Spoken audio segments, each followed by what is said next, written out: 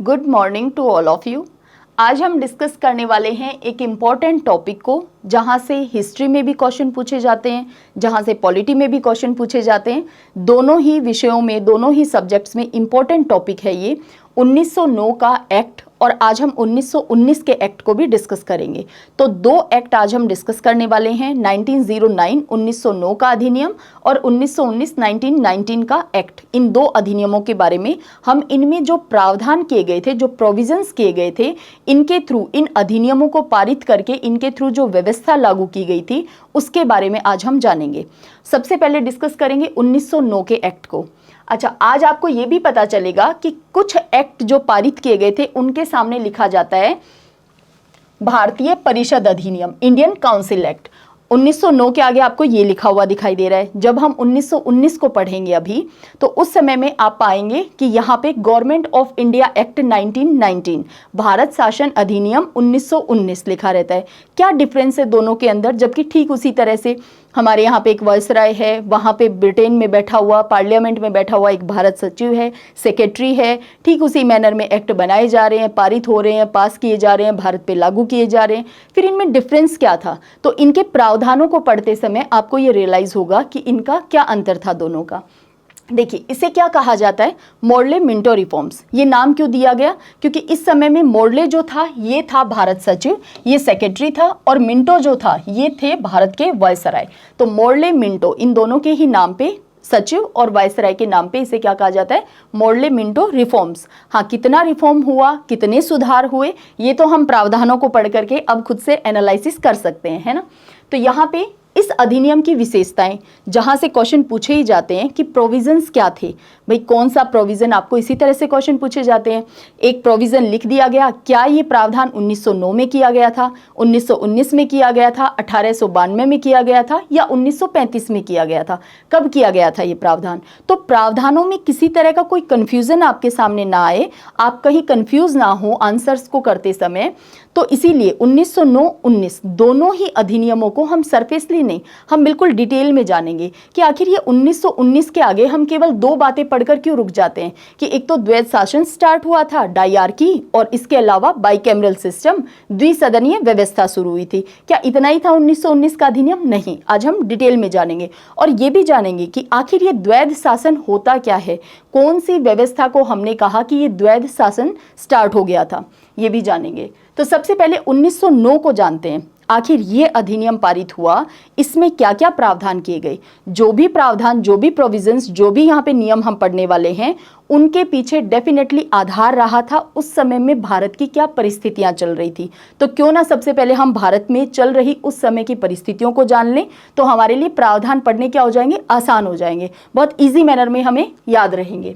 देखिए, हम पढ़ने जा रहे हैं 1909 का एक्ट। इस 1909 के एक्ट से पहले क्या घटनाएं बड़ी हुई भारत के अंदर? तो 1905 में हम जानते हैं सभी बंगाल विभाजन हुआ। इसके बाद में 1906 के अंदर मुस्लिम लीग की स्थापना हुई। इसीलिए आपसे बहुत बार ये कहा जाता है कि कुछ ऐसे फैक्ट होते हैं जो आपको बिल्कुल टिप्स पे रहने चाहिए, चाहे हम हिस्ट्री की बात करें, चाहे हम पॉलिटी की बात करें। जैसे कुछ आर्टिकल्स आपको बिल्कुल टिप्स पे रहने चाहिए, उससे आपको क्या होता है, बाकी चीज़ों को याद करने में आसानी रहती है। जैसे जब बैकग्राउंड पता होता है, उस बैकग्राउंड में भी जो बड़ी घटनाएं घटित हुई थी उनका पता होता है, तो इन प्रावधानों को याद करना कोई टास्क नहीं रह जाता है। 1906 में मुस्लिम लीग की स्थापना हुई थी, ये बात तो टिप्स पे रहनी चाहिए। इसके अलावा 1907 के अंदर हम सभी जानते हैं सूरत विभाजन, हमारे ही नरम दल और गरम दल में फूट आ चुकी थी, विभाजित हो गए थे दोनों ही। जो एक्सट्रीमिस्ट थे, जो उग्र विचारधारा वाले हमारे राष्ट्रवादी थे, उनकी डिमांड्स अलग थी, वो अलग हो गए, और उदारवादी लिबरल जो अप्रोच वाले, आइडियोलॉजी वाले थे, वो अलग हो गए।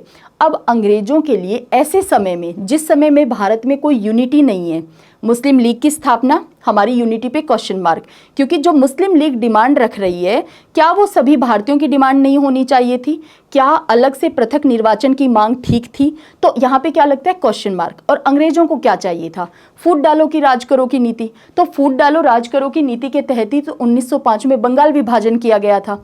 लेकिन यहाँ पे हाँ, कर्जन को तो नाम सीधा आपको ध्यान रहना ही चाहिए ना, बंगाल विभाजन इज इक्वल टू कर्जन। भाई, उस बदमाश आदमी को आप कैसे भूल सकते हैं? भूलना भी नहीं चाहिए। यहाँ पे 1906 मुस्लिम लीग की स्थापना।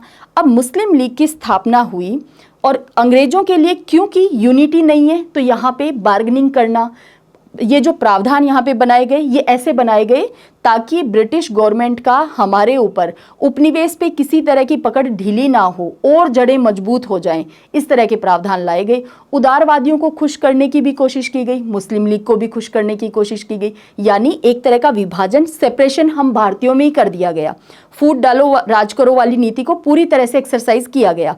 इसीलिए 1909 में, अब जब 6 में मुस्लिम लीग बनी है तो ऑब्वियस सी बात है पृथक निर्वाचन की बात की है, और यहाँ पे 1909 में ही क्या किया गया, केंद्रीय विधान परिषद के लिए मुस्लिम वर्ग के लिए पृथक निर्वाचन की व्यवस्था की गई।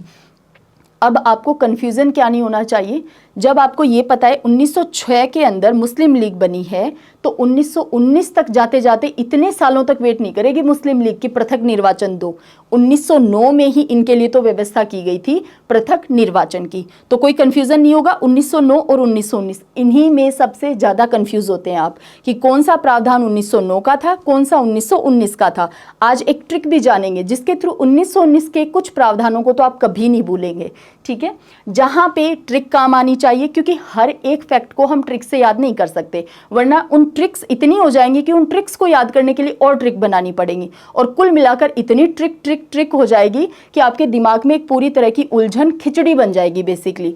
तो इतनी ज़्यादा ट्रिक नहीं, लेकिन हाँ अगर कहीं बहुत कुछ ऐसा फैक्ट है जहाँ पे ट्रिक के थ्रू आपको वो लाइफ टाइम हमेशा के लिए ध्यान रह सकता है तो डेफिनेटली बना लेनी चाहिए। बस आपको ध्यान ये रखना है बहुत ज़्यादा ट्रिक ना हो, अदरवाइज नहीं ध्यान रहेंगी, वो ट्रिक ही भूल जाओगे आप, है ना। और इसके अलावा कुछ स्टोरीज भी जानेंगे, कुछ कहानियों को जानेंगे, क्योंकि ट्रिक का, कहानियों का, मैप का जो हम यूज़ करते हैं, इमेजेस का जो हम यूज़ करते हैं, इनका एक मनोवैज्ञानिक कारण है कि ये आपको बहुत इजी मैनर में याद हो जाती हैं। जैसे अगर आपको कोई भी किसी भी बड़ी घटना की कहानी सुनाई जाती है तो आप बहुत कंसंट्रेशन के साथ उस स्टोरी को सुनते हैं, और ये ऐसा नहीं कि आज सुनते हैं, बचपन से ही। यानी ये मनोवैज्ञानिक कारण हर एक मनुष्य पे, हर एक मानव पे लागू होते हैं। ऐसा नहीं केवल आप ही पे लागू होते हैं, सब पे लागू होते हैं। कहानियाँ सुनना सभी को पसंद होता है। ठीक वैसे ही जब आपको कोई इमेज दिखाई जाती है, कोई डायग्राम दिखाया जाता है, कोई मैप दिखाया जाता है, वो आपको बहुत सरल तरीके से चीज़ को याद करने में, किसी भी फैक्ट को याद करने में मदद करता है। इसीलिए बचपन में आपने देखा होगा कि ए फॉर एप्पल याद करवाने के लिए बच्चे को उसकी बुक में, नोटबुक में सामने एप्पल का डायग्राम भी दिया होता है, उसकी इमेज भी दी हुई होती है। ये मनोवैज्ञानिक कारण है। इसीलिए कोशिश ये की जाती है कि आप भी इसी कोशिश के साथ पढ़ा करो ताकि आपको फैक्ट्स ईजी मैनर में, सरल तरीके से याद हो जाएं। कि कुछ फैक्ट्स के लिए आपको कुछ ट्रिक का काम में लेना है, कुछ फैक्ट्स को याद करने के लिए ज़्यादा से ज़्यादा मैप का, इमेजेस का यूज़ करना है ताकि सरल तरीके से याद हो जाए, और कुछ की कहानियाँ बनानी है। तो फिर आप भूलेंगे नहीं, ना हिस्ट्री को भूलेंगे ना पॉलिटी को भूलेंगे, है ना। अब हम बात कर रहे थे कि क्या व्यवस्था, क्या प्रावधान यहाँ पे किए गए 1909 में। तो 1906 में मुस्लिम लीग बनी तो ऑब्वियस सी बात है यहाँ पे क्या होगा, पृथक निर्वाचन की शुरुआत हुई। इसके बाद में यहाँ पे वायसराय की कार्यकारिणी के अंदर एग्जीक्यूटिव काउंसिल जो हुआ करती थी, इससे पहले 1909 से पहले कभी भी वायसराय की एग्जीक्यूटिव काउंसिल में कोई भी भारतीय व्यक्ति नियुक्त नहीं हुआ था। अब क्योंकि यहाँ पे उदारवादी, क्योंकि नरम दल और गरम दल में भी तो विभाजन हुआ है, तो कहीं ना कहीं जो उदारवादी थे, जो लिबरल अप्रोच वाले थे, उनको भी तो अपने पक्ष में करना था इन अंग्रेजों को। तो इन्होंने क्या किया, यहाँ पे भारतीयों का प्रतिनिधित्व बढ़ता हुआ दिखना चाहिए, इसका भी काम किया। तो क्या काम किया, पहली बार वायसराय की कार्यकारिणी परिषद में नियुक्त होने वाले प्रथम भारतीय थे सत्येंद्र प्रसाद सिन्हा, यानी एग्जीक्यूटिव काउंसिल में एक भारतीय को शामिल कर लिया गया। हालांकि इस बात से मुस्लिम लीग नाराज हुई थी, क्योंकि मुस्लिम लीग की डिमांड इस समय में थी कि यहाँ पे 2 व्यक्ति होने चाहिए, एक मुस्लिम और एक हिंदू, यानी 2 व्यक्तियों को आप कार्यकारिणी में, एग्जीक्यूटिव काउंसिल में शामिल करो। लेकिन एक को ही किया। हाँ, आगे चल करके मुस्लिम व्यक्ति को भी शामिल किया था, लेकिन एक ही व्यक्ति को शामिल किया यहाँ पे। तो ये दोनों के दोनों जो फैक्ट हैं, क्या अब आपको याद करने में इशू आएंगे? नहीं आने चाहिए। 1906 मुस्लिम लीग बनी है तो मुसलमानों के लिए, इस वर्ग के लिए पृथक निर्वाचन होना चाहिए, किसमें, 1909 में ये डिमांड रखी, इस डिमांड को पूरा किया गया। उदारवादियों को, क्योंकि 1907 में सूरत विभाजन हो चुका है, उदारवादियों को खुश करने के लिए कुछ ना कुछ प्रतिनिधित्व बढ़ता हुआ दिखना भी चाहिए, तो ऐसा काम करने के लिए क्या किया गया, एग्जीक्यूटिव काउंसिल में यहाँ पे भारतीय व्यक्ति को ले लिया। ये क्वेश्चन बहुत बार पूछा गया है, कौन थे वो पहले भारतीय, तो वो थे सत्येंद्र प्रसाद सिन्हा। इन दोनों ही फैक्ट से बहुत बार क्वेश्चन पूछे गए हैं, इसीलिए हमने इनको सबसे पहले पढ़ा है। ठीक है, यहाँ पे स्टार भी चाहें तो लगा लेना। अब हम पढ़ते हैं, क्या इतने ही काम किए थे क्या 1909 में? नहीं, और भी हुए थे। देखिए यहाँ पे केंद्रीय विधान परिषद में भी, सेंट्रल लेजिस्लेचर के अंदर भी, और इसके अलावा प्रांतों में भी, प्रोविंस में भी, दोनों ही जगह सदस्यों की संख्या को बढ़ाया गया था। फैक्ट क्या पूछा जा सकता है, क्या केवल सेंट्रल लेजिस्लेटिव काउंसिल में बढ़ाया गया था क्या सदस्यों की संख्या को केवल केंद्रीय विधान परिषद में बढ़ाया गया था क्या? तो बिल्कुल भी नहीं। जो प्रांतीय विधान परिषदें थी वहां पे भी, जो प्रोविंसेस में थी वहां पे भी बढ़ाया गया था सदस्यों की संख्या को। तो दोनों फैक्ट आपको पता रहने चाहिए। यहाँ पे क्या किया गया था, देखिए 1892 के एक्ट को अगर हम देखें तो सदस्यों की संख्या कम से कम 10 और मैक्सिमम अधिकतम 16 हो सकती थी। मेंबर्स कितने हो सकते थे, मिनिमम 10 होने चाहिए थे, मैक्सिमम 16 हो सकते थे। यहाँ पे क्या किया गया, मिनिमम 16 और मैक्सिमम 60 कर दिए गए। तो यानी एक और काम करके ये मैसेज देने की कोशिश की गई इस एक्ट के थ्रू कि हम धीरे धीरे आपका प्रतिनिधित्व, आपका रिप्रेजेंटेशन बढ़ा रहे हैं। कहाँ पे, व्यवस्थाओं में। तो यहाँ पे, लेकिन अभी हम देखेंगे कि यहाँ पे इन सदस्यों को आखिर अधिकार कितने थे, क्योंकि सारा मामला तो आकर के खत्म होता है राइट्स के ऊपर, अधिकारों के ऊपर। सारी लड़ाई अधिकारों की तो चल रही है, तो अधिकार कितने दिए गए थे ये इंपॉर्टेंट है। क्योंकि आप यूँ समझिए, अगर आपको किसी भी तरह की कोई पोस्ट दे दी जाए और उस पद के पास, उस पोस्ट पे किसी तरह के कोई अधिकार नहीं है, तो क्या उस पोस्ट का महत्व, इंपॉर्टेंस आपके लिए होगा? कभी भी नहीं। इसका मतलब मामला सारा क्या है, अधिकारों का है। तो यहाँ पे केंद्रीय विधान परिषद में सदस्यों की संख्या को बढ़ाया गया। इसके अलावा जो प्रांतीय थे, यानी legislative council of Bengal, Madras, Bombay और संयुक्त प्रांत की जो विधान परिषदें थी, यहाँ पे सदस्यों की संख्या को 50 किया गया। पंजाब, बर्मा, असम में विधान परिषदों में सदस्यों की संख्या को प्रत्येक में 30 कर दिया गया। तो एक और फैक्ट भी ध्यान रखना है, क्या सभी प्रांतीय विधान परिषदों में सदस्यों की संख्या को 50 कर दिया गया था क्या, या 50 कर दिया गया था, या 50 नहीं किया गया था, या 30 कर दिया गया था? किसी भी तरह का ऑप्शन दिया जा सकता है। ध्यान रखना है, कुछ में 50 सदस्य थे, कुछ में 30 किए गए थे।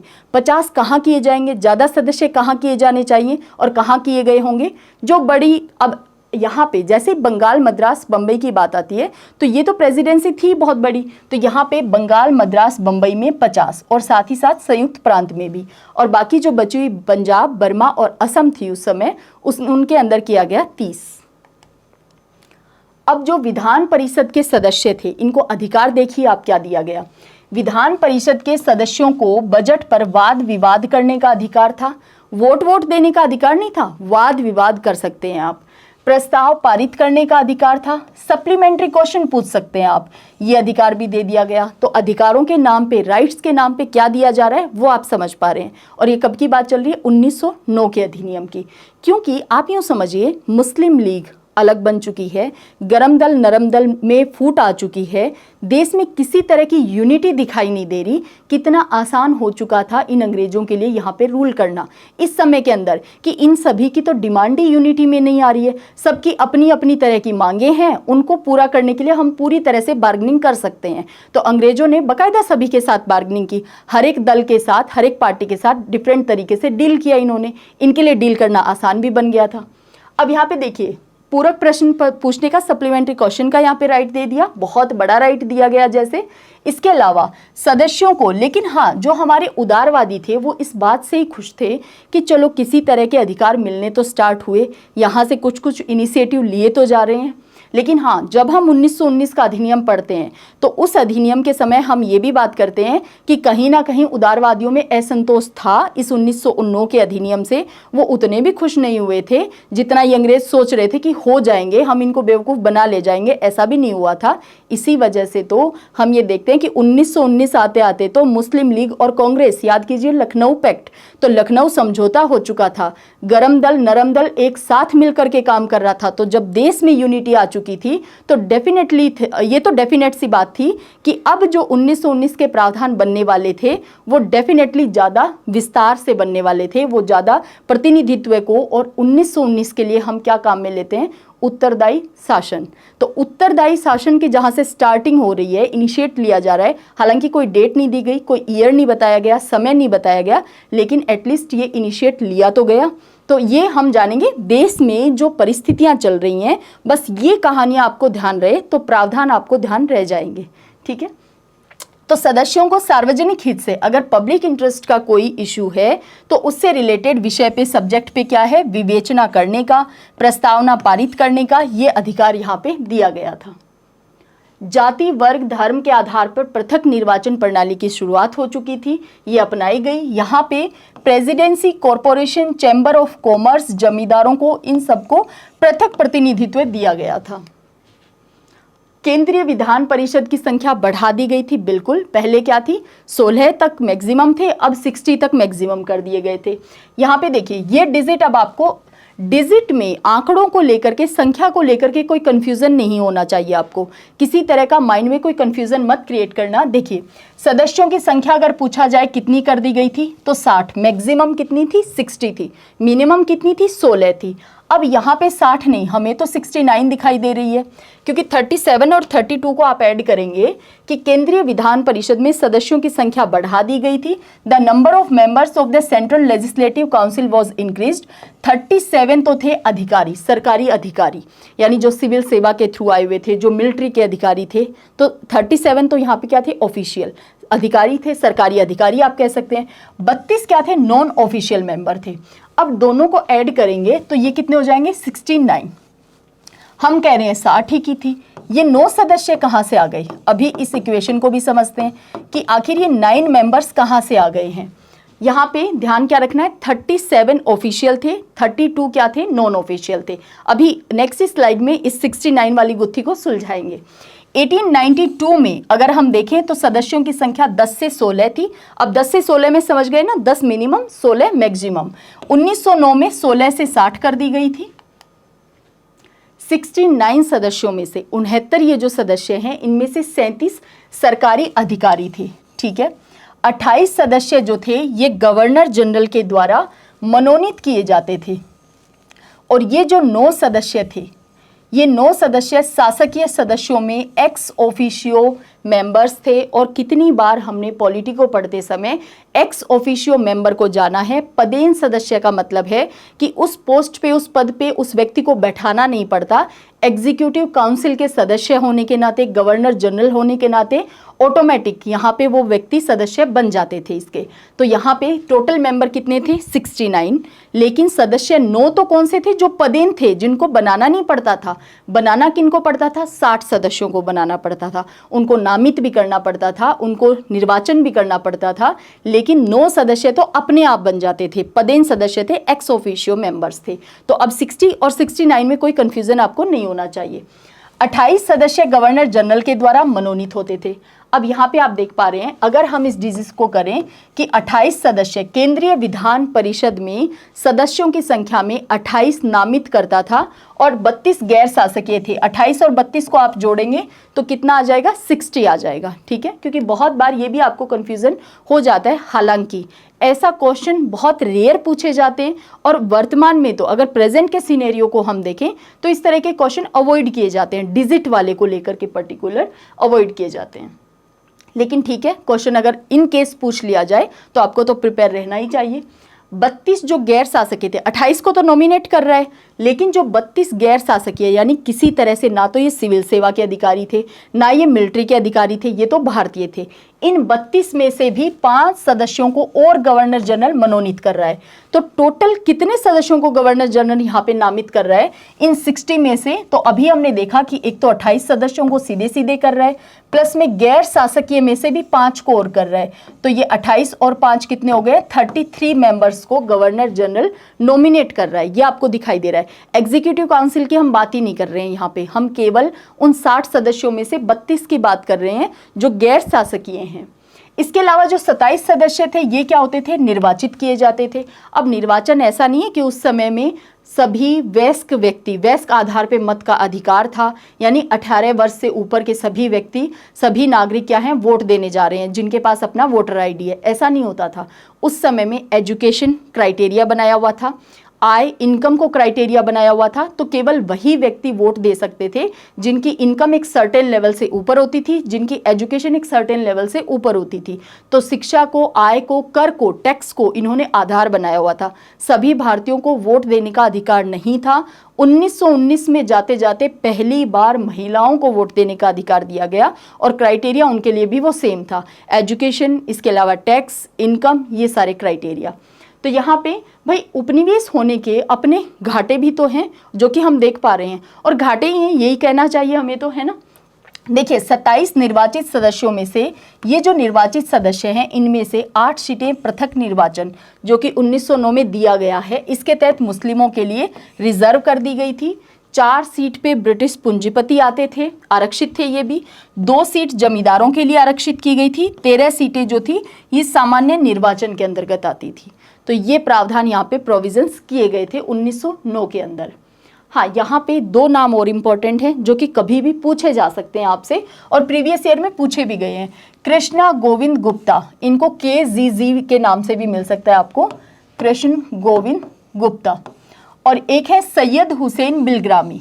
ये 2 वो व्यक्ति थे जिनको भारतीय मामलों के जो 15 सदस्यों की जो काउंसिल वहाँ पे ब्रिटेन में बनी हुई थी, जहाँ पे भारत सचिव था, तो वहाँ पे भारतीय मामलों के राज्य सचिव की परिषद के अंदर 2 भारतीयों को नॉमिनेट किया गया था, नामित किया गया था। उन 2 भारतीयों के नाम क्या थे?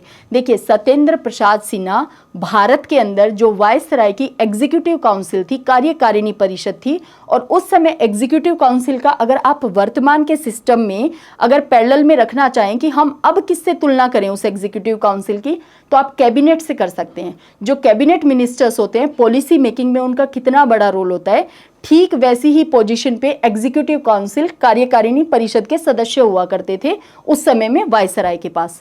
तो ये आपको ध्यान रखना है। तो सत्येंद्र प्रसाद सिन्हा जो थे वो भारत में ही एग्जीक्यूटिव काउंसिल के मेंबर बने थे, और यहाँ पे इनको भेजा गया था कहाँ पे?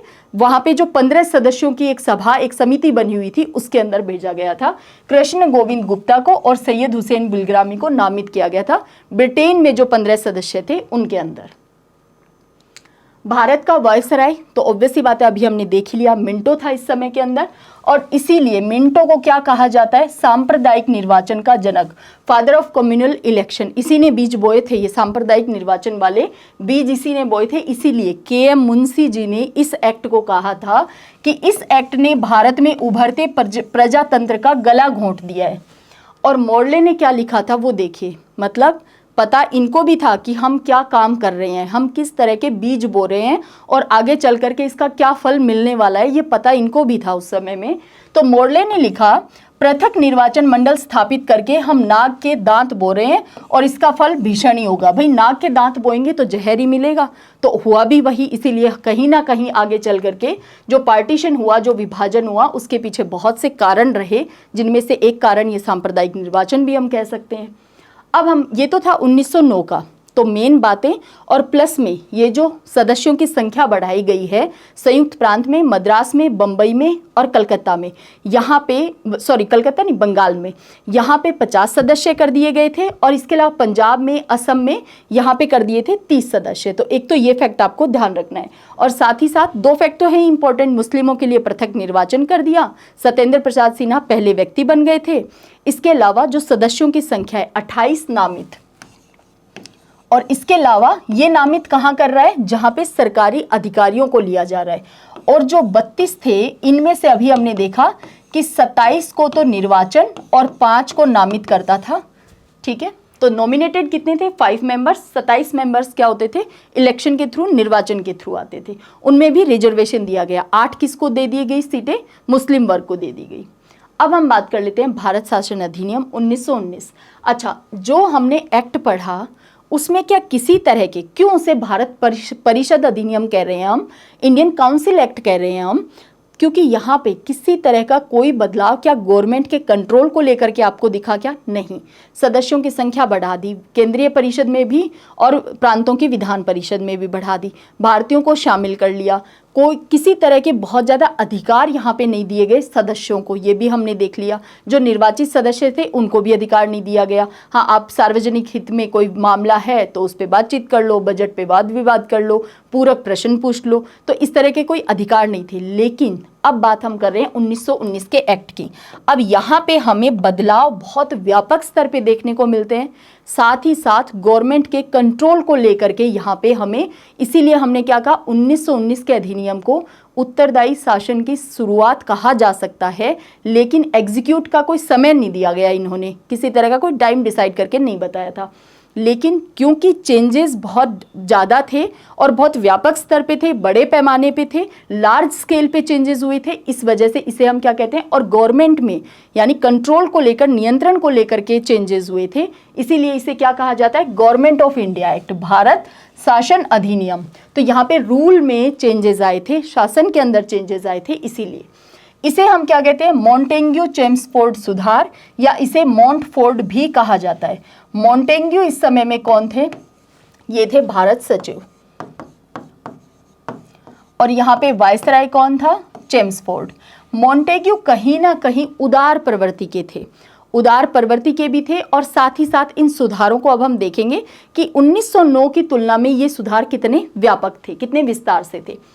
केंद्र में द्विसदनात्मक विधायिका की स्थापना की गई, यानी सेंटर के अंदर, प्रेजेंट में अगर आपसे को पूछा जाए कि वर्तमान समय में भारत में कैसी व्यवस्था है, तो द्विसदनीय प्रणाली है ना, एक हमारा अपर हाउस है, एक हमारी राज्यसभा है, एक हमारी लोकसभा है, लोअर हाउस जिसे हम कहते हैं, हाउस ऑफ पीपल जिसे हम कहते हैं। तो लोकसभा है और राज्यसभा है। कितने सदन है, 2 सदन।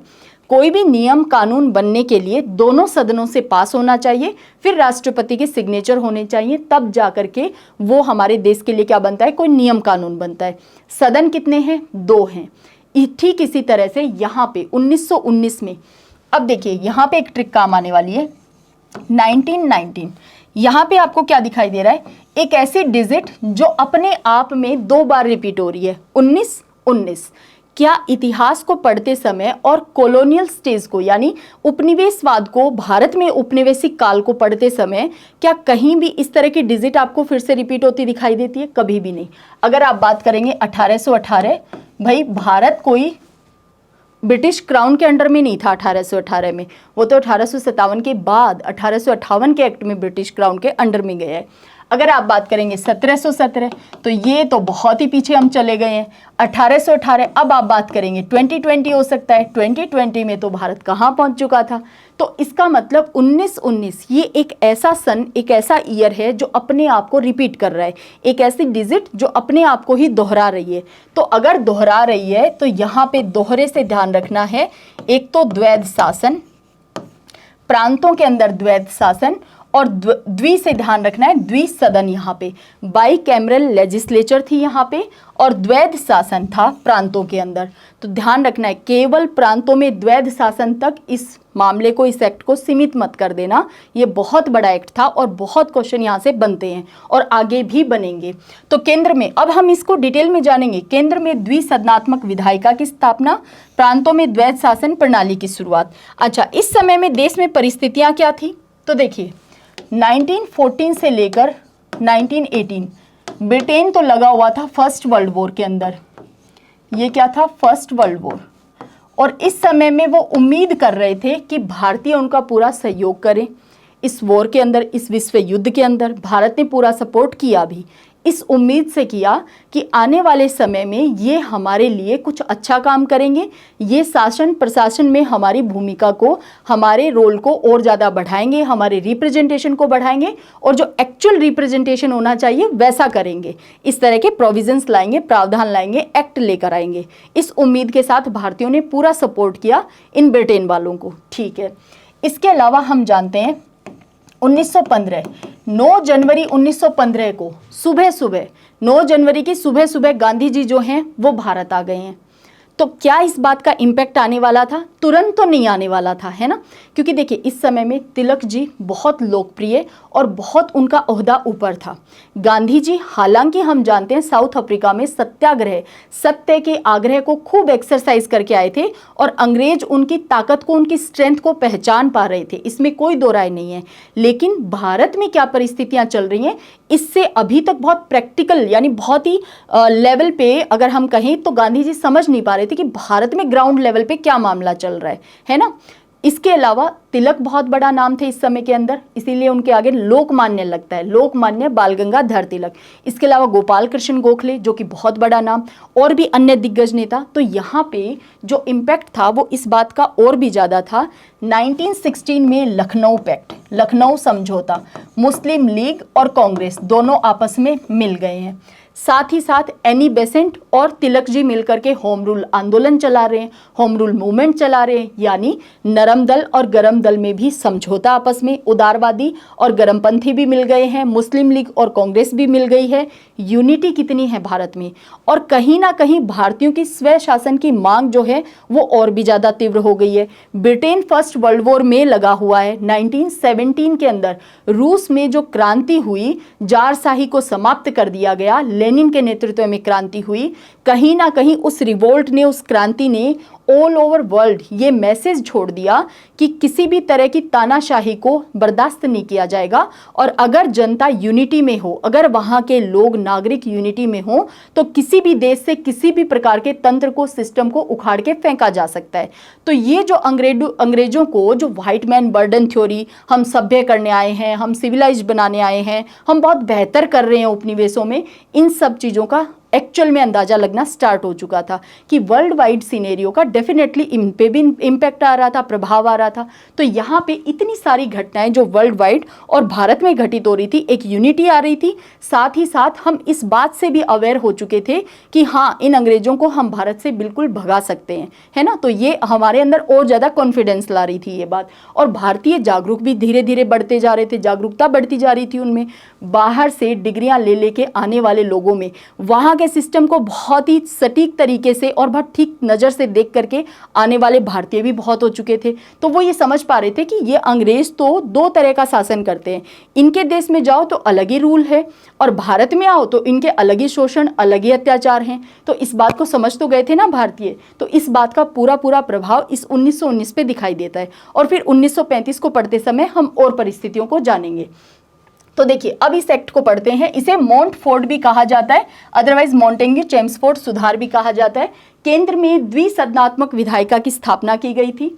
Establishment of bicameral legislature at the centre. प्रांतों के अंदर डायआर्की सिस्टम, प्रांतों में द्वैत शासन प्रणाली की शुरुआत हुई थी।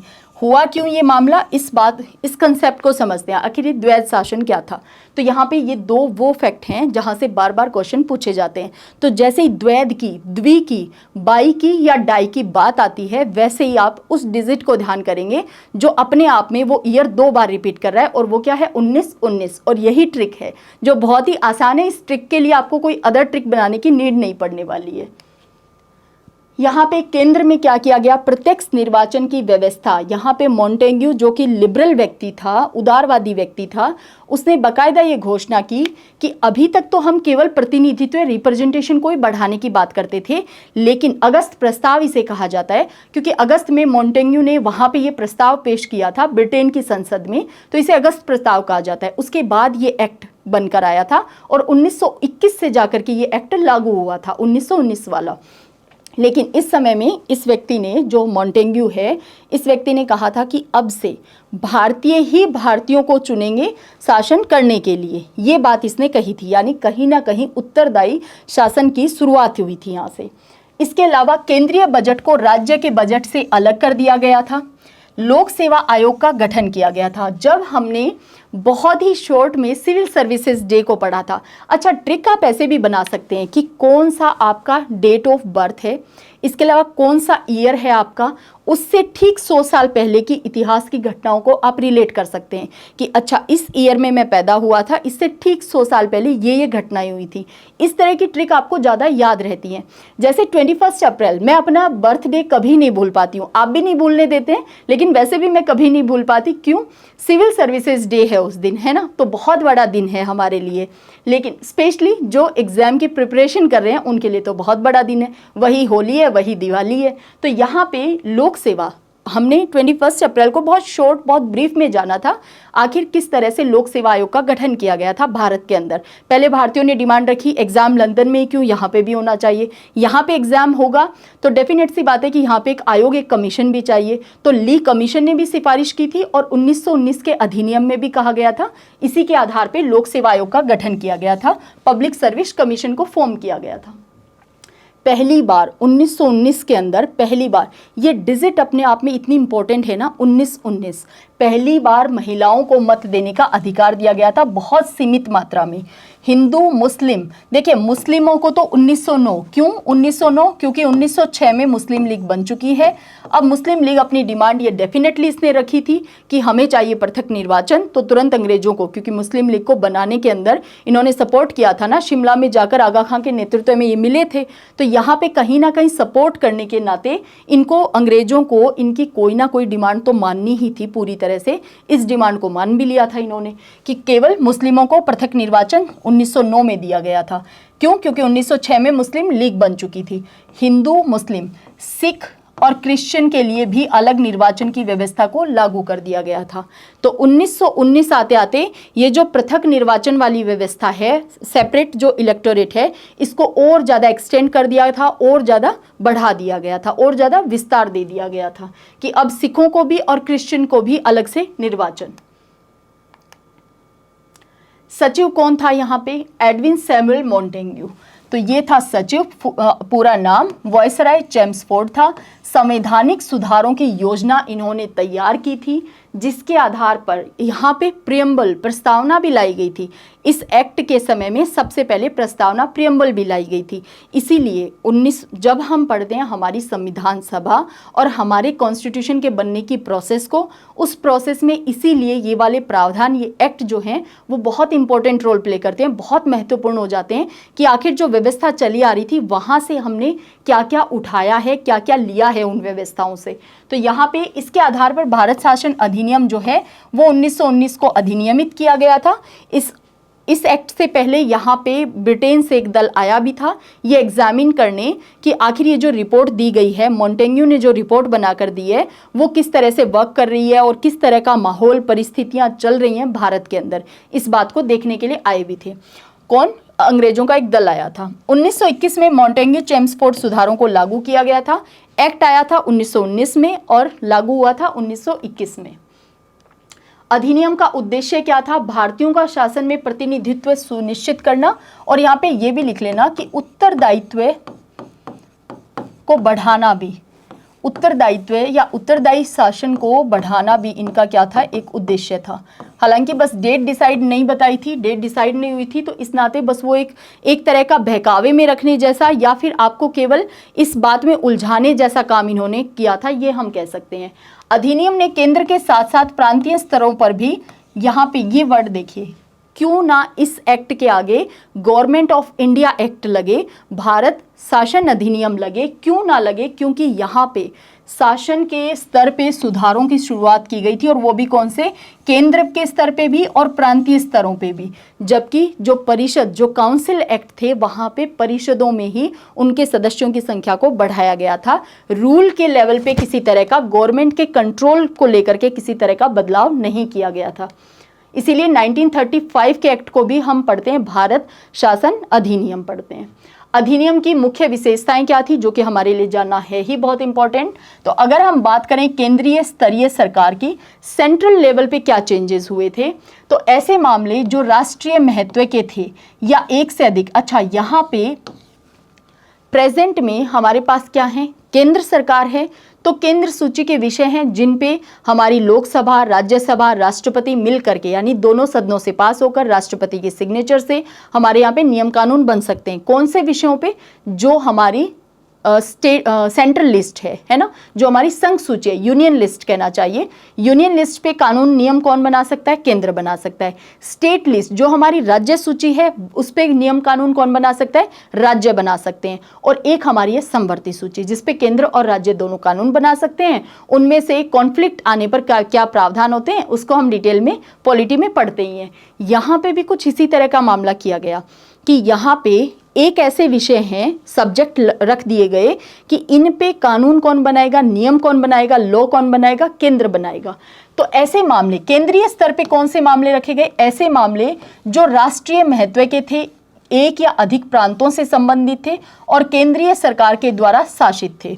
जैसे फॉरेन मामले जो हैं, फॉरेन अफेयर्स जो हैं, विदेश मामले, रक्षा, राजनीतिक संबंध, सार्वजनिक ऋण, नागरिक और आपराधिक कानून, संचार सेवाएं, ये सभी वो विषय थे जिन पे कंट्रोल, नियम कानून बनाने का अधिकार केंद्र के पास था। इस अधिनियम के द्वारा केंद्रीय विधायिका को अधिक शक्तिशाली और जवाबदेह बनाया गया। हाँ, अकाउंटेबिलिटी भी निश्चित की गई थी, लेकिन यहाँ पे ज़्यादा पावरफुल भी बनाया था। प्रेजेंट में भी जब हम पॉलिटी को डिस्कस करते हैं, जब हम संसद को पढ़ते हैं, जब हम राज्यों में विधानसभा विधान परिषदों को पढ़ते हैं, जब हम केंद्र राज्य संबंधों को डिस्कस करते हैं, सेंटर के स्टेट के साथ कैसे रिलेशन है, इस बात को जब हम डिस्कस करते हैं, तब हम कहते हैं कि राज्य कहीं ना कहीं, और नीति आयोग को पढ़ते समय तो डेफिनेटली कि क्या सुधार किए गए हैं कि केंद्र राज्यों के संबंध अच्छे हों। पहले योजना आयोग था, उसमें क्या खामियां थी, ये सारी बातें हम पॉलिटी में डिटेल में पढ़ते हैं कि राज्यों की कहीं ना कहीं ये कंप्लेन, ये शिकायत रहती है कि केंद्र ज़्यादा मजबूत है। और ये बात यहाँ पे भी लागू थी कि 1919 के अंदर प्रांतों की तुलना में केंद्र ज़्यादा मजबूत था। कार्यपालिका एग्जीक्यूटिव के लेवल पे अगर हम देखें, इस अधिनियम में गवर्नर जनरल को मुख्य कार्यकारी अधिकारी बनाया गया था। वायसराय की जो कार्यकारिणी परिषद थी, इसमें 8 सदस्यों को शामिल करने का प्रावधान किया गया, जिसमें से 3 भारतीय सदस्यों को शामिल करना था।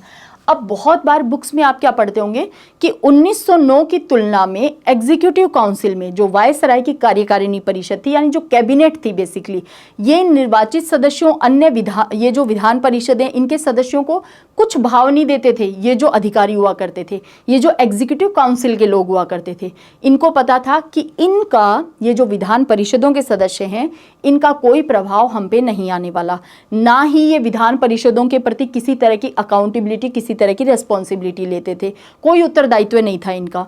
तो यहाँ पे क्या कहा गया, क्या बुक्स में क्या लिख दिया जाता है कि भारतीयों की संख्या को 1909 की तुलना में कार्यकारिणी परिषद में 3 गुना बढ़ा दिया गया। हाँ, बिल्कुल बढ़ा दिया गया। 1909 में कहा गया एक व्यक्ति, एक भारतीय होगा इसके अंदर, 1919 में कह दिया 3 होंगे, बढ़ा दिया 3 गुना। ठीक है, आप ये मत समझना 3 गुना का मतलब कुछ ज़्यादा ही संख्या बढ़ गई है क्या, नहीं, टोटल लोग ही इतने हैं कि इनमें से 3 क्या होने चाहिए, भारतीय सदस्यों को शामिल करना अनिवार्य कर दिया था। गवर्नर जनरल को ग्रांट्स के अंदर, अनुदानों में कटौती करने का अधिकार था। वह केंद्रीय विधायिका के द्वारा लौटा दिए गए बिलों को प्रमाणित कर सकता था, और यहाँ पे ये बात ध्यान रखनी है, ऑर्डिनेंस जारी कर सकता था। ऑर्डिनेंस इशू करने का अधिकार इससे पहले भी था और 1919 के समय में भी था। प्रेजेंट में जैसे ही ऑर्डिनेंस की बात आती है, तुरंत आपको आर्टिकल ध्यान आ जाना चाहिए, क्योंकि देखिए, अगर देश को कोई ऐसा नियम कानून बनाना है जो ऐसी स्थिति चल रही है कि लोकसभा सत्र में नहीं है, राज्यसभा नहीं है, और किसी कारणवश, या मान लीजिए लोकसभा भंग है लेकिन कानून बनाना पड़ेगा, ऐसे समय के अंदर राष्ट्रपति के पास ये पावर है कि वो दौड़कर कानून बना ले जाएं, क्योंकि देश में सिचुएशन ऐसी बनी हुई है, तभी अध्यादेश जारी किया जाना चाहिए, है ना। आइडियोलॉजी तो यही कहती है कि तभी किया जाना चाहिए। आर्टिकल 1, 2, 3, आप जब कभी दौड़ लगाते हैं तो आप क्या कहते हैं, 1, 2, 3, और आप दौड़ना स्टार्ट कर देते हैं। आर्टिकल 123 यही बात कहता है, राष्ट्रपति का ऑर्डिनेंस इशू करने की जो पावर है उसकी। तो यहाँ पे अभी वर्तमान के आर्टिकल को याद रखिए, बाकी यहाँ पे भी अध्यादेश जारी करने की पावर थी किसके पास, गवर्नर जनरल के पास। विधान मंडलों में क्या सुधार किया गया, लेजिस्लेचर में क्या रिफॉर्म्स हुए, तो अधिनियम में द्विसदनीय विधायिका की शुरुआत हुई। इसी बात को हम समझ रहे थे, द्विसदन है और द्वैध शासन है। द्विसदन कहाँ पे है, सेंटर के अंदर, आप इसको ऐसे भी याद रख सकते हैं। प्रेजेंट में भी द्विसदन कहाँ पे है, केंद्र के अंदर। राज्यों में क्यों नहीं कह रहे द्विसदन? क्योंकि विधान परिषद होगी या नहीं होगी ये मैंडेटरी नहीं है, यानी जरूरी नहीं है कि हर एक राज्य में विधानसभा के साथ साथ विधान परिषद भी होगी ही होगी, ऐसा बिल्कुल जरूरी नहीं है। क्योंकि आप राजस्थान स्टेट को देखिए, कोई विधान परिषद नहीं है। अब आप अपने स्टेट को देखिए, क्या आपके स्टेट में विधान परिषद है क्या? अगर है तो बहुत अच्छी बात है, लेकिन ध्यान क्या रखना है, केंद्र में तो दोनों सदन होंगे, राज्यों में 2 सदन होंगे या नहीं होंगे ये राज्य और फिर संसद पे डिपेंड करेगा। राज्य चाहें तो अपने यहाँ 2 सदन बनवा सकते हैं, चाहें तो हटा सकते हैं। यानी विधान परिषद होना या नहीं होना ये जरूरी नहीं है हमारे यहाँ पे कि होनी ही चाहिए। तो 2 सदन, द्विसदन 1919 में जो आए थे वो कहाँ हो सकते थे? प्रांतों में नहीं, केंद्र के अंदर। ठीक है, इस बात से आप ध्यान रख सकते हैं। जिसमें निम्न सदन, लोअर हाउस जैसे आज है वैसे ही उस समय भी लोअर हाउस था, या इसको केंद्रीय विधानसभा, हाँ आज के दिन पे हम विधानसभा नहीं कहते, हम लोकसभा हाउस ऑफ पीपल कहते हैं, हम राज्यसभा कहते हैं, हम विधानसभा लेजिस्लेचर कहते हैं कहाँ पे? स्टेट के अंदर, और विधान परिषदें कहते हैं। और उच्च सदन यानी राज्य परिषद शामिल थी। तो यहाँ पे जो वर्ड्स हैं वो थोड़े डिफरेंट दिए गए हैं, शब्द अलग हैं। निम्न सदन को केंद्रीय विधान परिषदें भी, विधानसभा भी कहा जाता था, और उच्च सदन जो अपर हाउस था इसको राज्य परिषद भी कहा जाता था। तो 2 सदन में कौन कौन शामिल थी? आप अपर हाउस, लोअर हाउस ध्यान रख सकते हैं, या फिर बेहतर रहेगा आप केंद्रीय विधानसभा और राज्य परिषद को ध्यान रखें। ये 2 सदन थे, यहाँ पे बाइकैमरल सिस्टम था।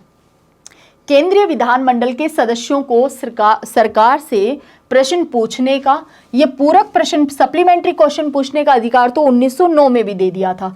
स्थगन प्रस्ताव पारित करने का तथा बजट के हिस्से पर मतदान करने का अधिकार था। इससे पहले 1909 में बजट पे केवल वाद विवाद कर सकते हो आप, मत देने का, वोट देने का कोई अधिकार नहीं था। यहाँ पे मतदान का अधिकार तो दिया गया, लेकिन बजट के 75% हिस्से पे मतदान का अधिकार प्राप्त नहीं था।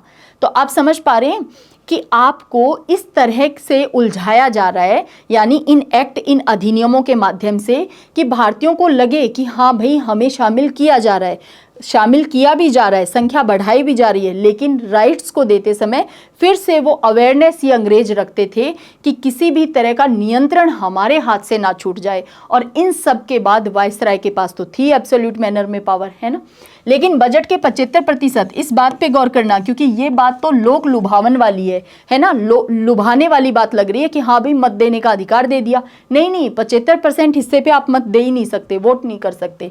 विधायिका का गवर्नर जनरल और उसकी कार्यकारी परिषद पर कोई नियंत्रण नहीं था।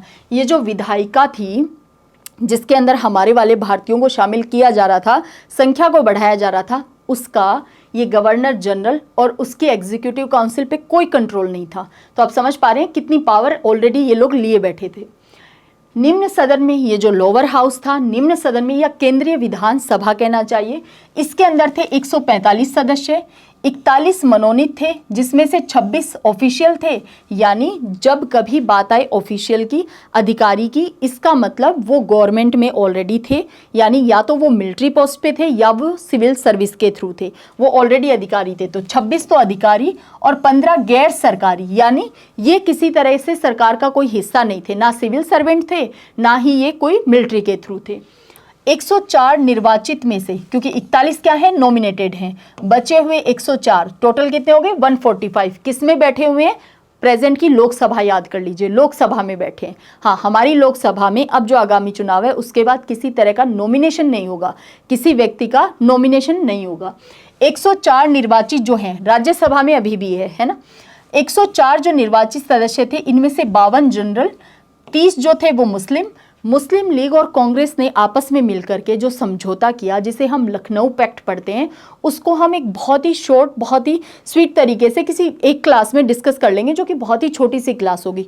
क्योंकि यहाँ पे देखिए जो डिमांड मानी गई है वो कहीं ना कहीं मुस्लिम लीग और कांग्रेस ने लखनऊ पैक्ट के समय रखी थी कि भाई यहाँ पे ये जो संख्या है इसको बढ़ाया जाना चाहिए, और इस संख्या में 1/3 मुसलमानों को आरक्षित करना चाहिए, सीटों का आरक्षण मिलना चाहिए। तो यहाँ पे 52 जनरल की, 30 मुस्लिम की, 2 सिख की और विशेष 20 जो है वो विशेष वर्ग की। ये भी डिमांड रखी थी कि कार्यकाल 5 वर्ष का होना चाहिए। तो अभी हम देखेंगे कि किस तरह से कार्यकाल को 5 वर्ष अपर हाउस को कर दिया गया था। लोअर हाउस का कार्यकाल कितना था किया गया था, 3 वर्ष किया गया था, 3 ईयर्स किया गया था। और अपर हाउस का जो राज्य परिषदें थी उनमें, विधान परिषदें, उनके अंदर किया गया था 5 साल। उच्च सदन जो था, अपर हाउस जो था, इसमें सदस्य कितने थे, 60 सदस्य थे। इनमें से 26 तो होते थे नॉमिनेट और 34 होते थे निर्वाचित। यहाँ पे 20 जनरल, 10 मुस्लिम, 3 यूरोपीय और 1 सिख सदस्य थे। इनका कार्यकाल था 5 वर्ष, जो कि डिमांड की गई थी हमारे भारतीयों के द्वारा ही। तो कुछ कुछ डिमांड 1919 के एक्ट में मान ली गई थी, लेकिन उन डिमांड से भी कोई ऐसी पावर, कोई ऐसी शक्ति भारतीयों को नहीं मिली कि वो नीतियों को बनाने में बहुत निर्णायक भूमिका निभा सके, है ना। पावर तब भी जाकर के वायसराय के पास ही थी। अब इसीलिए इंपॉर्टेंट हो जाता है कि वायसराय की क्या पावर्स थी, क्योंकि ये जो पावर्स हम देख रहे हैं आप रिलेट कर सकते हैं हमारे प्रेजेंट के सिस्टम में प्रेसिडेंट की पोस्ट के साथ, कि इस समय का वायसराय और प्रेजेंट में हमारे राष्ट्रपति के पास जो पावर्स होती हैं कितना मैच होता है इनका। वायसराय को विधायिका को संबोधित करने का अधिकार था, जो कि प्रेजेंट में हम राष्ट्रपति के लिए पढ़ते हैं। बैठकों को आहूत करने का, स्थगित करने का, विधानमंडल को निरस्त करने का, खंडित करने का, यह अधिकार भी किसके पास था, वायसराय। इसीलिए बार बार कहा जाता है कि वायसराय का जो पद था वो कहीं ना कहीं कन्वर्ट होकर के, और उसमें बहुत बदलाव आकर के, कि गणतंत्र हम कहते हैं हमारे देश को, क्योंकि हमारी सबसे बड़ी पोस्ट जो है वो हमारे भारत का प्रथम नागरिक राष्ट्रपति जो है वो भी वंशानुगत नहीं है, वो पोस्ट, वो पद जो है ना। तो इसीलिए हाँ, वो अप्रत्यक्ष रूप से जनता के द्वारा निर्वाचित होते हैं, कि जनता के द्वारा निर्वाचित सदस्य जाकर के उनका निर्वाचन करते हैं, लेकिन हैं तो निर्वाचित ही, हैं तो इलेक्टेड ही। तो कितनी सारी सिमिलरिटीज आपको दिखाई दे रही है इन दोनों पदों के अंदर। विधायिका का कार्यकाल जो था ये 3 वर्ष का था, जिसे वायसराय अपने अनुसार बढ़ा सकता था। केंद्रीय विधानमंडल के पास क्या पावर्स थी, तो केंद्र सरकार को प्रांतीय सरकारों पर अप्रतिबंधित नियंत्रण प्राप्त था। अनरेस्ट्रिक्टेड कंट्रोल था ओवर द प्रोविंशियल गवर्नमेंट्स। केंद्रीय विधायिका को संपूर्ण भारत के लिए, ऑल इंडिया के लिए, सभी अधिकारियों, आम लोगों के लिए कानून बना सकती थी, ये अधिकृत किया गया था। केंद्रीय विधायिका पर कुछ प्रतिबंध भी लगाए गए थे। जैसे क्या प्रतिबंध था, किसी विधेयक को पेश करने से पहले गवर्नर जनरल की अनुमति प्राप्त करना आवश्यक था। जैसे मौजूदा कानून में संशोधन या गवर्नर जनरल के अध्यादेश में, ऑर्डिनेंस में किसी तरह का अमेंडमेंट, संशोधन करना है, विदेशी संबंध और भारतीय राज्यों, सशस्त्र बलों, मिलिट्री के साथ संबंध के मामले में, ये जो मैटर हैं इनमें पहले क्या चाहिए, गवर्नर जनरल की परमिशन चाहिए। पहले एसेंट चाहिए, किसका, गवर्नर जनरल का। भारतीय विधायिका भारत के संबंध में ब्रिटिश संसद, ये इंपॉर्टेंट था, देखना इसे ध्यान से। भारतीय विधायिका भारत के संबंध में ब्रिटिश संसद के द्वारा पारित किसी कानून को बदल या उलट नहीं सकती थी। तो आप समझ पा रहे हैं कि यहाँ पे बिल्कुल केंद्र के स्तर पे भी विधायिका, राज्यों के स्तर पे भी परिषदें, लेकिन इनके पास अधिकार क्या थे, तो ये ब्रिटेन की संसद ने अगर कोई कानून बना दिया तो उसे पलट नहीं सकती हैं।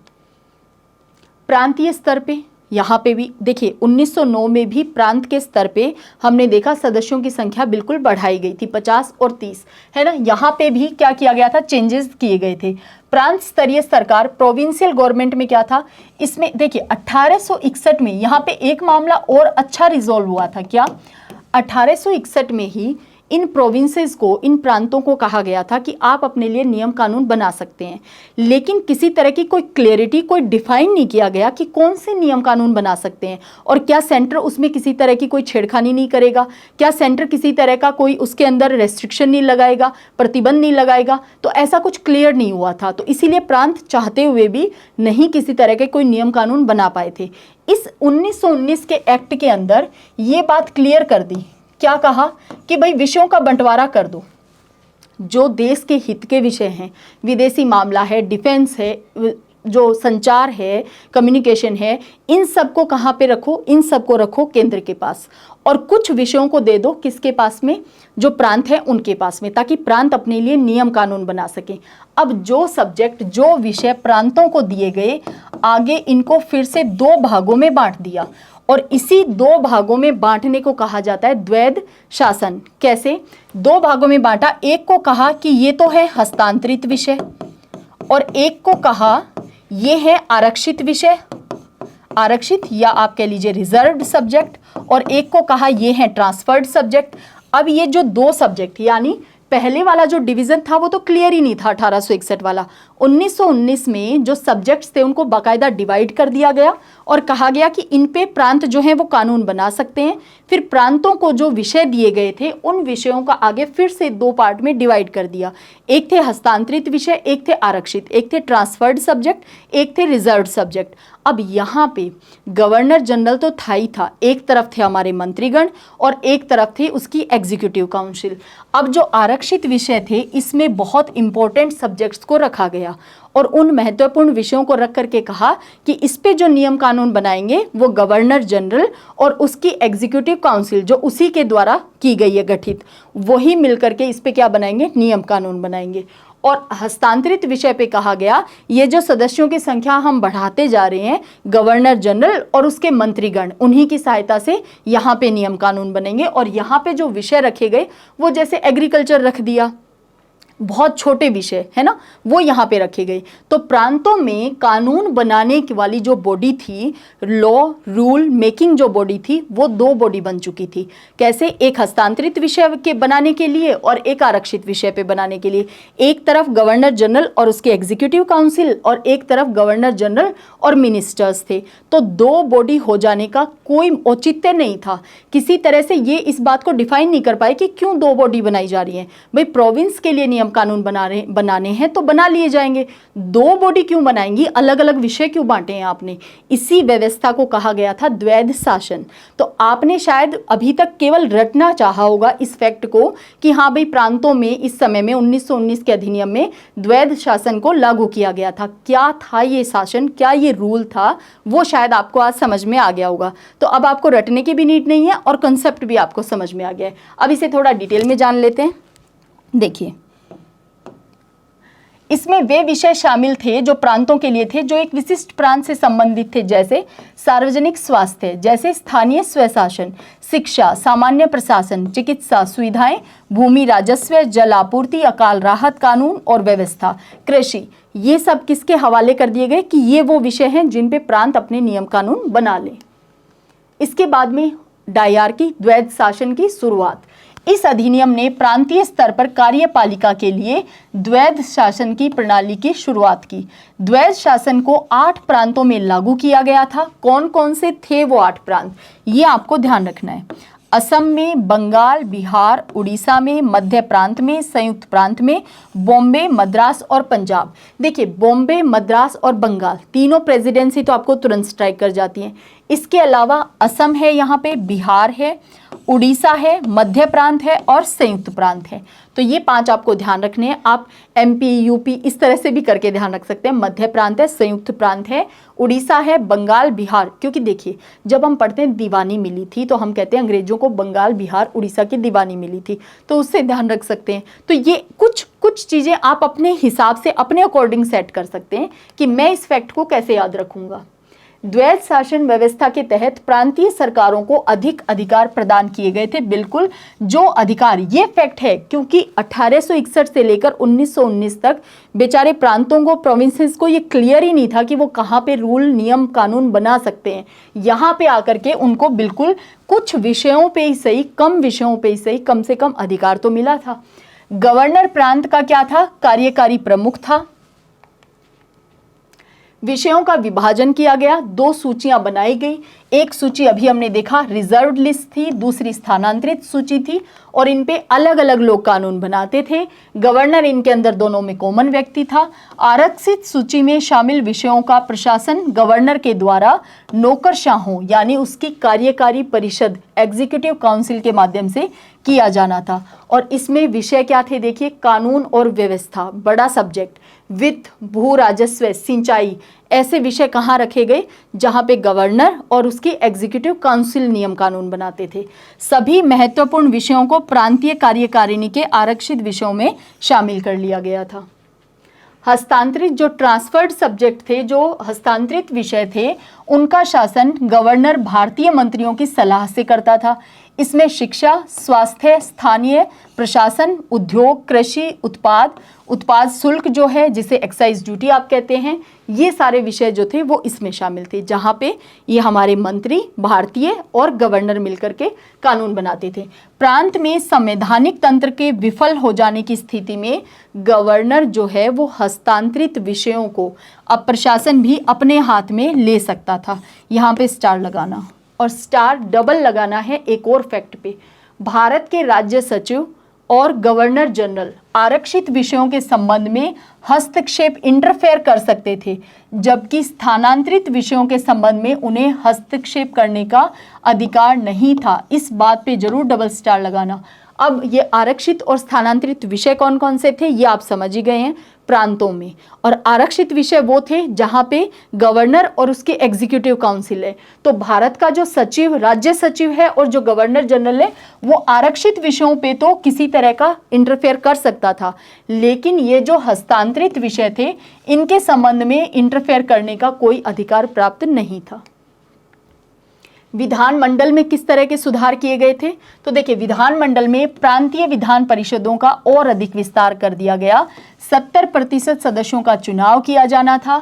सांप्रदायिक और वर्गीय मतदाताओं की व्यवस्था को और भी इन्होंने यहाँ पे मजबूत कर दिया था, कम नहीं किया था, मजबूत कर दिया था। महिलाओं को यहाँ पे जरूर स्टार लगाना। 1919 का ये वो एक्ट है जिसमें महिलाओं को भी वोट देने का अधिकार दिया था, बहुत सीमित मात्रा में ही सही। विधान परिषदें बजट को अस्वीकार कर सकती थी, लेकिन यदि आवश्यक हो तो गवर्नर इसको पुनः बहाल कर सकता था। विधायकों को बोलने का अधिकार दिया गया और स्वतंत्रता कुछ थोड़ी ज़्यादा दे दी गई। यहाँ पे गवर्नर की शक्तियाँ क्या क्या थी, जैसे हमने वायसराय की पढ़ी, वैसे क्योंकि अब हम पढ़ रहे हैं प्रांतों को, तो गवर्नर के पास कौन सी पावर थी? तो विधान परिषदें कानून निर्माण की प्रक्रिया शुरू कर सकती थी, लेकिन उसके लिए गवर्नर की क्या चाहिए था? अप्रूवल चाहिए था, उसकी सहमति चाहिए थी। गवर्नर को विधेयक पर वीटो शक्ति का अधिकार हुआ करता था। गवर्नर अध्यादेश जारी कर सकता था, ऑर्डिनेंस जारी कर सकता था। अब वैसे तो आपको बहुत ईजी मैनर में कि राष्ट्रपति इज इक्वल टू 1 2 3, गवर्नर हमारे राज्यपाल को भी अधिकार है ऑर्डिनेंस, अध्यादेश जारी करने का। उसके लिए आर्टिकल कौन सा है ये यहाँ पे लगा है क्वेश्चन मार्क। इसी डिजिट से ही याद करवाया गया था पॉलिटी की क्लास में, इसी डिजिट से, कि बस आपको थोड़ा सा ही उलटफेर करना है। अब आप खुद से कमेंट सेक्शन में बताएंगे कि वो कौन सा आर्टिकल है, ठीक है। यहाँ पे गवर्नर को क्या था? ऑर्डिनेंस इशू करने का राइट था। गवर्नर का वित्त पे पूर्ण नियंत्रण था, इस पे फिर से स्टार लगाना। भाई क्या करें हमारे भारतीय, जब वित्त पे पूरी तरह से नियंत्रण यहाँ पे लिए हुए बैठा है गवर्नर, ऑर्डिनेंस भी इशू कर सकता है। तो कुल मिलाकर के 1919 में जो प्रावधान थे वो बहुत उनका विस्तार किया गया। सदस्यों की संख्या को भी बहुत बढ़ाया गया। महिलाओं को भी वोट देने का अधिकार दिया गया। भारतीयों को 1 से 3 कर दिया गया सदस्यों को वायसराय की एग्जीक्यूटिव काउंसिल के अंदर। लेकिन क्या इसके बावजूद नीतियों को बनाने में किसी तरह की कोई निर्णायक भूमिका आपको दिखाई दे रही है भारतीयों की? तो ये आप खुद से एनालिसिस करेंगे। 1909 और 1919 के एक्ट के जो प्रोविजंस हैं वो हमने डिटेल में पढ़े हैं।